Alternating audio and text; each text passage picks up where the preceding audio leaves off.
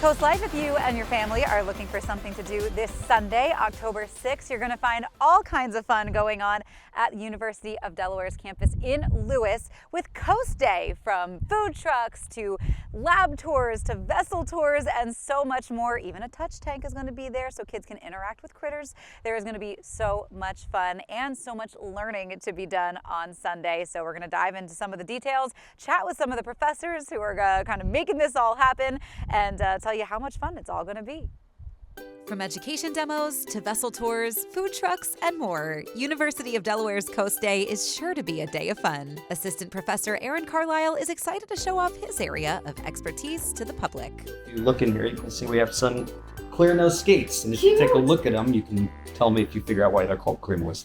And clear nose skates are not the only area of your study. You study a couple different kinds of fish? Yeah, we study a lot of different things, but pretty much things that move around in the ocean. Largely, we focus on the sharky type of things, so shark skates and rays are focused, but we also work on bony fishes and invertebrates. For Coast Day, what are the kinds of things that visitors and guests will be able to do, that they're going to be able to walk into this